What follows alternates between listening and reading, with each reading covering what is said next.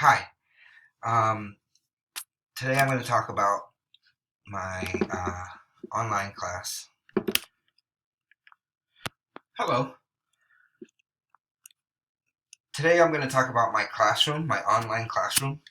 I'm doing secondary. I'm going to do social studies. So I did Minnesota Studies for sixth grade, and I did it on Google Classroom.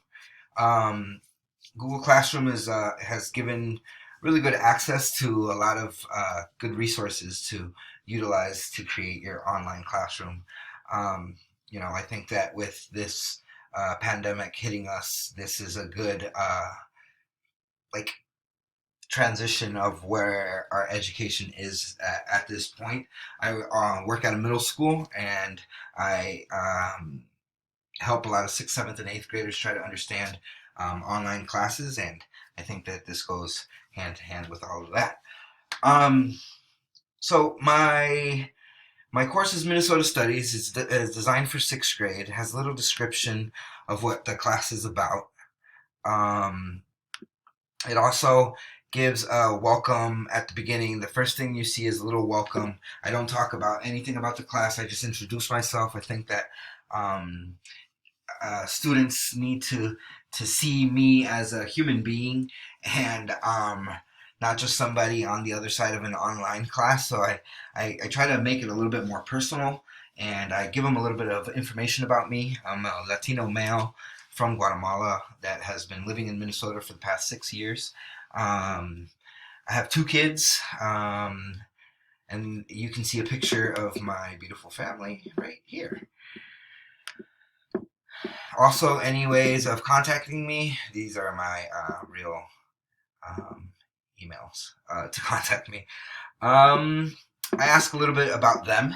This is a Google form. Again, Google has really good resources to use, and they automatically, if they're not in my class, they should write their email so I can give them feedback or have it for any future references.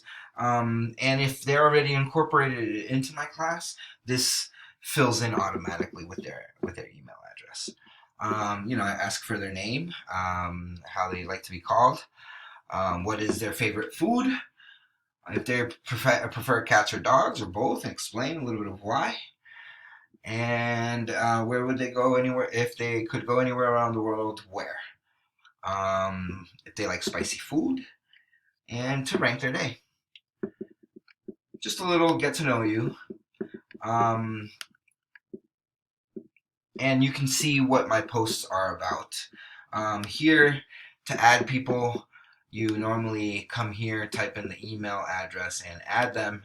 And to eliminate would be an option right here too. You would just there would be a box next to the name of the person, and then there'd be an action slide here. I had it on my past recording, but I showed it and I eliminated them by mistake, so now I don't have any here. But this is how you do it. You add them here, and you would delete them that way. My classwork, here's the getting to know you. Here's a little bit what I asked, which is one question. What do you want to know about Minnesota? And then my assignment 2 and assignment 3 was lesson 1 and lesson 2 of this class. And I went, standards that I use are the first geography part of the standards. And you can see in lesson 1, there's a 7-minute video that I incorporated, and the slides are incorporated into the presentation too. And it talks about the parts of a map. You can see that it. What did I do? You can see that it tells you like what the parts are. It gives you an idea of what the title, what T stands for, what O stands for, and totals are the 7 parts of the map, from title, orientation, date, author, legend, scale, source, and all that good stuff.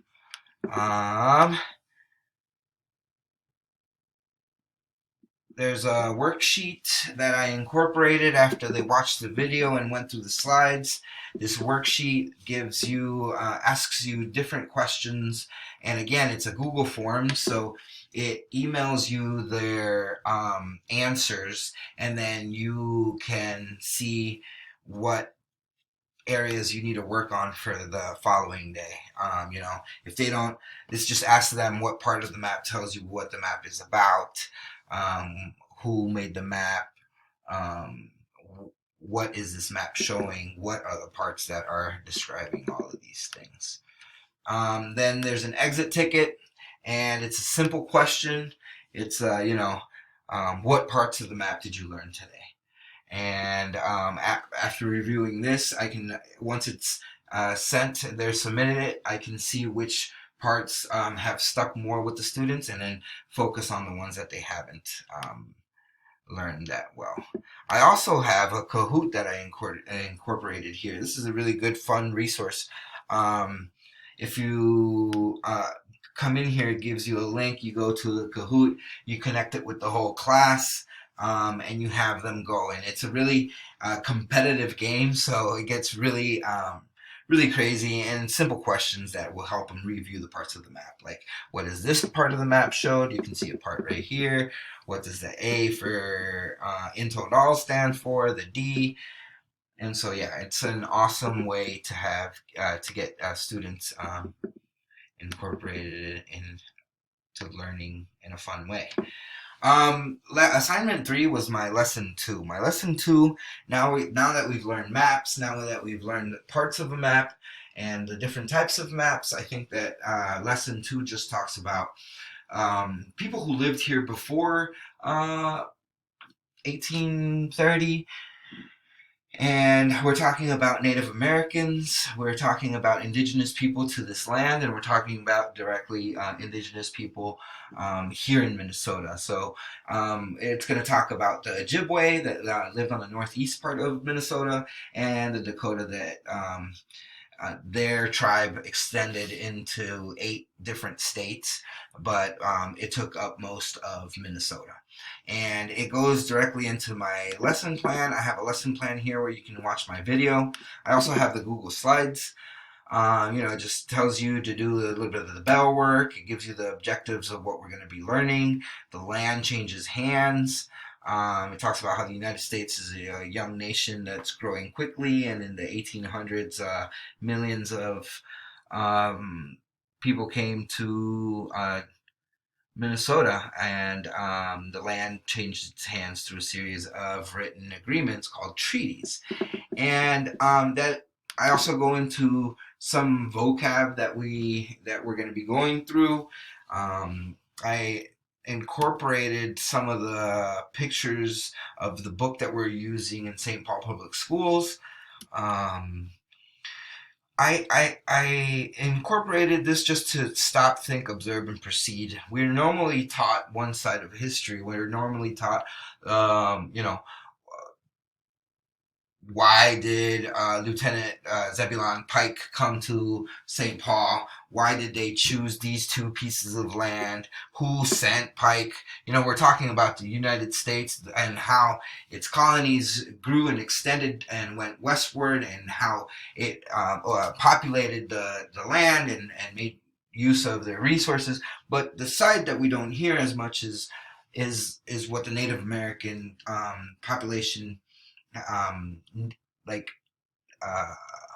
what it meant to them. And here it says, what does this land mean to the Dakota people? I incorporated in my lesson number 2, I incorporated a little website where you can go, and it's called the Memory Map, Bedote. And this is straight from indigenous people from Minnesota, and you can come in here and click on the video, and it's going to go through some parts of Fort Snelling and it's going to talk about the land and the change of land, But when I and it left, I all realized I comes was from experiencing a perspectives cognitive dissonance. I didn't even. of Dakota people, which is really what we want to teach. We want to teach different perspectives, and these people were living here, and they did everything possible to incorporate themselves. Um, and so, yeah, they can read more about that. Then I have a worksheet.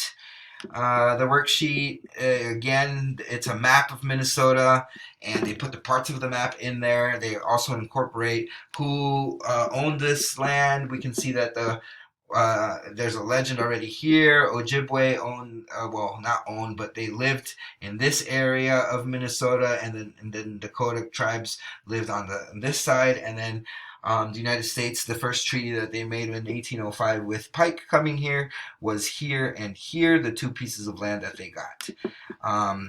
This is the part where they can come and put the answers to the questions that I had put in the slides. Why did Pike come to the Bidote? Who sent Pike? And what is this? What does this land mean to the Dakota? Which is also, I can use it as an exit slip. I incorporated those resources just so that they can help. I also have other resources where they can come and see the treaty and how it looked in 1820 when Fort Snelling was built, and there was American Fur Company and Dakota Village, and everybody's still here around 1820. This is a really awesome tool. I feel that it has helped me see how I can make my class inclusive. I like that I can incorporate resources that makes students listen and see different perspectives of the history that we're learning. Google Classroom has given a really good structure in this application that it makes it easy for students to learn, and it makes it fun as well. So I am really glad I took this class, and I feel like this is going to help me a lot with teaching my students. And the way that it has been going, everything is transitioning to online.